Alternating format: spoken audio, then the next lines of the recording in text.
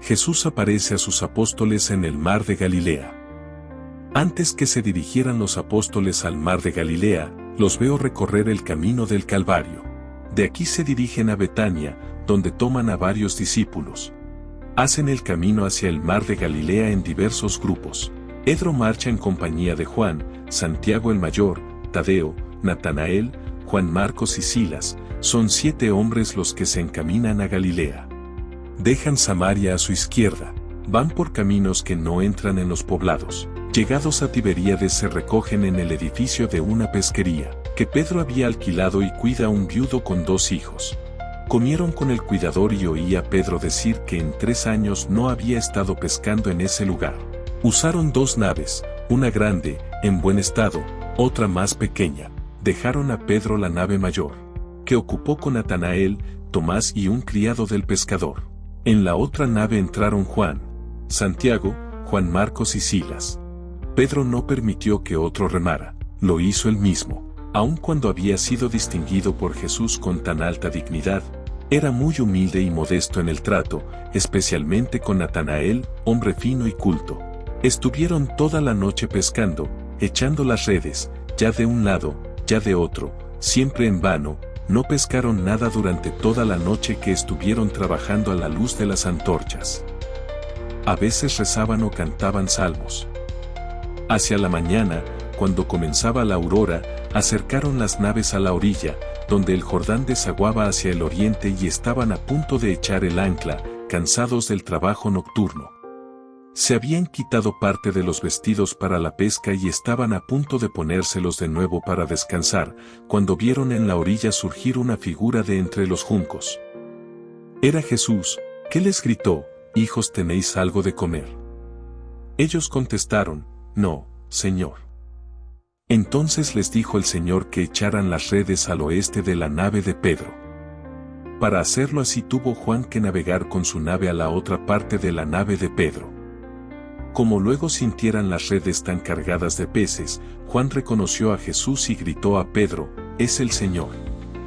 Entonces Pedro se puso rápidamente un vestido más, se arrojó a las aguas y marchó hacia Jesús a través de los juncos de la orilla. Juan, entretanto, subió a un bote pequeño, sujeto a su nave.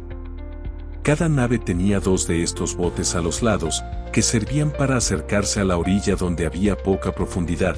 Eran botes tan pequeños que no cabía en ellos más que un hombre.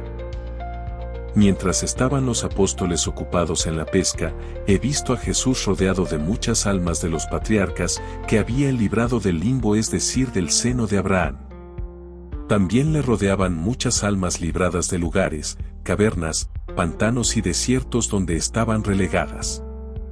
Las veía venir desde el valle de Josafat. Durante todo el tiempo que Jesús no está con los apóstoles, lo veo rodeado de las almas de estos antepasados, especialmente de los que pertenecen a su genealogía, desde Adán y Eva hasta Noé, Abraham, los otros patriarcas y todos sus descendientes. Va Jesús con ellos, indicándoles todos los lugares y enseñándoles todo lo que Él ha hecho y padecido por ellos. Ellos se sienten consolados y purificados al mismo tiempo y llenos de gratitud. Les enseñó los misterios del Nuevo Testamento, por los cuales ellos se ven ahora libres de sus encierros. Lo veo andar con esas almas por Nazaret, en la gruta de Belén y en todos los lugares donde sucedieron misterios de la redención. A mí se me representan vestidas de largos hábitos brillantes, parecería que sus vestiduras se arrastraran detrás, más largas, en muchos pliegues. Aparecen en ellos los cabellos, no como tales, sino como rayos de cierta significación, y reconozco este brillo aún en las barbas de los santos. Sin señales exteriores, yo distingo a los reyes, y especialmente a los sacerdotes que han tenido relación con el arca de la alianza, desde Moisés en adelante. A estas almas las veo cernirse y flotar en torno de Jesús, de modo que también aquí hay orden perfecto, flotan y se mueven sosegada y noblemente, tienen su modo de andar, no del que toca la tierra, sino del que apenas roza el suelo. Vi a Jesús venir en compañía de estas almas cuando los apóstoles estaban pescando. Había allí un vallado con una especie de hoyo cubierto por una techumbre donde conservaban un hogar, quizás para uso de los pastores. Yo no he visto que el Señor encendiese el fuego, ni que preparase el pescado, ni que los hubiera tomado de algún lugar.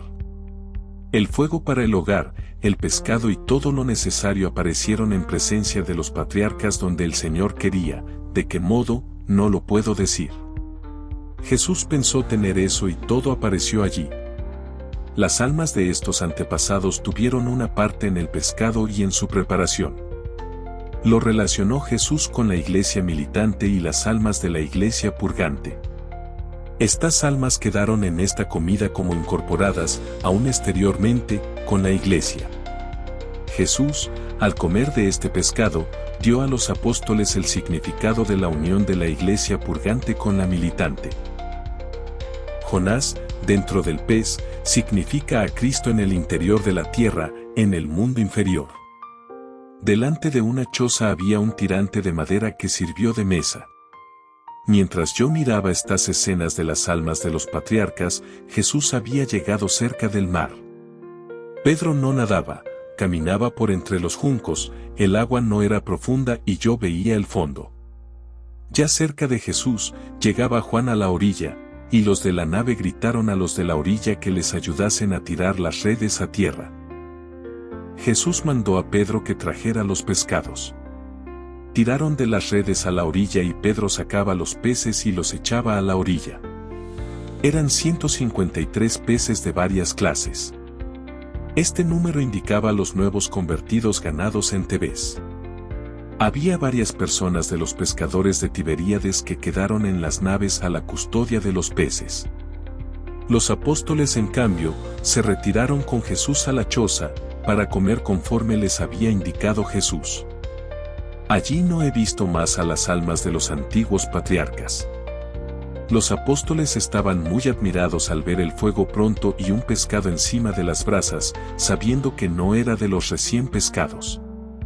Había también tortas tostadas de harina y miel. Los apóstoles se acercaron al tirante y Jesús servía. He visto cómo daba a cada uno sobre el pan un trozo de pescado del sartén y como el pescado no disminuía dio también a cada uno de las tortas de miel. Luego se sentó y comió con ellos. Todo esto transcurrió con cierta solemnidad y en silencio. Tomás era el tercero de los que tuvieron en la nave un sentimiento de la presencia de Jesús. Todos estaban como cohibidos, con temor reverencial, porque Jesús aparecía ahora en forma más espiritual que antes, y la comida misma y este intervalo tenían algo de sobrenatural que les impedía la familiaridad de antes. Nadie se atrevió a preguntar nada y todo procedió en silencio, con admiración y conmoción sobrenatural. Jesús apareció más espiritualizado y no se veía la impresión de sus llagas. Después de la comida he visto a Jesús caminando por la orilla del mar con ellos y preguntar a Pedro con cierta solemnidad: Simón, hijo de Jonás, ¿me amas tú más que estos? Pedro respondió con temor: Señor, tú sabes que te amo. Díjole Jesús: apacienta mis corderos. En ese momento vi una imagen de la iglesia y del supremo obispo, como él enseñaba y guiaba, vi bautizar y lavar simbólicamente a los tiernos corderitos. Mientras caminaba Jesús a veces se detenían y se le acercaban los demás. Después de una pausa preguntó nuevamente a Pedro: Simón, hijo de Jonás, ¿me amas tú?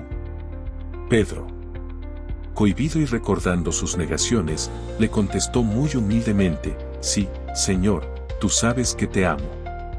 Jesús le dijo otra vez con solemnidad: apacienta mis ovejas. De nuevo tuve una visión de la iglesia, ya crecida y de las persecuciones, y como el supremo obispo reunía, guiaba, custodiaba a los fieles y les enviaba a otros pastores. Después de otra pausa, cuando habían dado unos pasos, preguntó Jesús nuevamente: Simón, hijo de Jonás, ¿me amas tú? Pedro se entristeció, porque pensó que Jesús no creía en sus palabras y porque recordó también su triple negación, y así respondió: Señor, tú lo sabes todo. Tú sabes que te amo. Yo entendí entonces lo que Juan pensó: oh, qué amor tiene Jesús y qué amor debe tener un pastor de almas, puesto que Pedro, a quien entrega el rebaño, es preguntado 3 veces sobre el amor. Jesús le dijo de nuevo, apacienta mis ovejas. Luego añadió, en verdad te digo, cuando eras joven te ceñías tú mismo e ibas donde querías, cuando seas viejo, otro te atará, mientras tú abres los brazos, y te llevará a donde no quisieras ir por ti mismo. Sígueme. Entonces Jesús se volvió para proseguir su camino y Juan fue con él. El Señor habló con él solo, algo que yo no pude oír. He visto, en cambio, que mirando Pedro a Juan e indicándoselo el Señor, preguntó, Señor, ¿qué será de éste? Jesús le contestó, reprendiendo su curiosidad, si yo quiero que él permanezca hasta que yo venga, ¿qué te importa a ti de ello? Tú sígueme. Se volvió Jesús y siguieron caminando. Cuando Jesús dijo por 3 veces a Pedro, apacienta mis ovejas, y que lo atarían y lo llevarían cuando fuera anciano, tuve una visión del progreso de la iglesia y vi a Pedro en Roma. Cuando lo ataban para crucificarlo. Vi también los martirios de los santos mártires. Pedro tuvo una visión de su futuro martirio y de los futuros padecimientos de Juan. Pero cuando vio Pedro a Juan junto a Jesús, sabiendo cuánto este apóstol amaba al Señor, pensó, ¿no deberá también este ser crucificado? Jesús le respondió con una reprensión.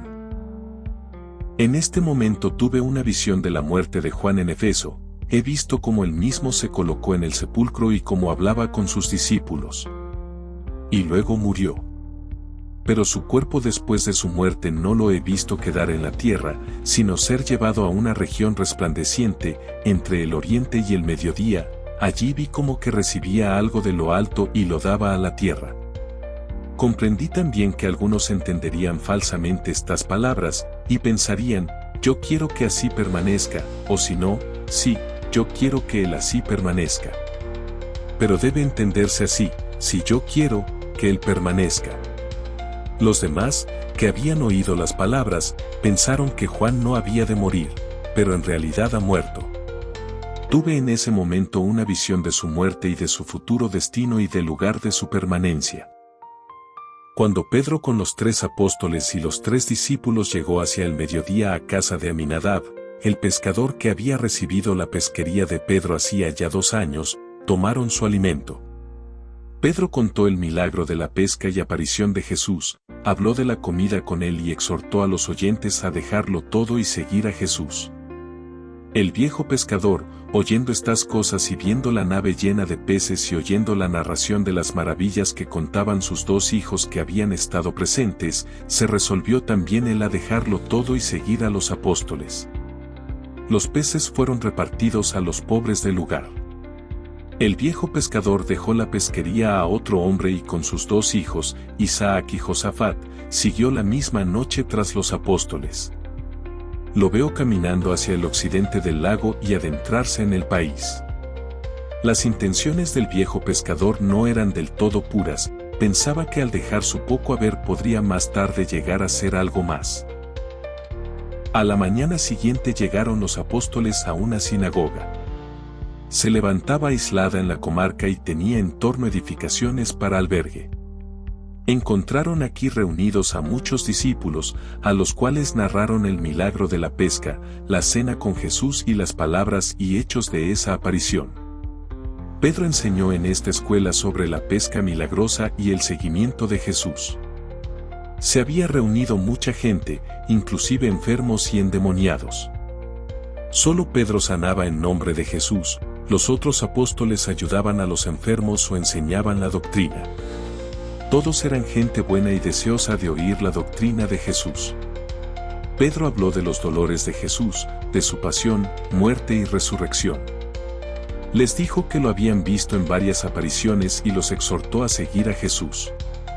Los oyentes estaban muy conmovidos.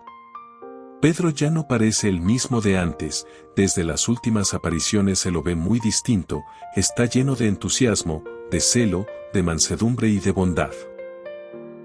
Llegó a conmover de tal manera los corazones de estos hombres, que todos querían dejarlo todo y seguir a los apóstoles. Tuvo que decirles a muchos que no lo hicieran y volvieran a sus hogares.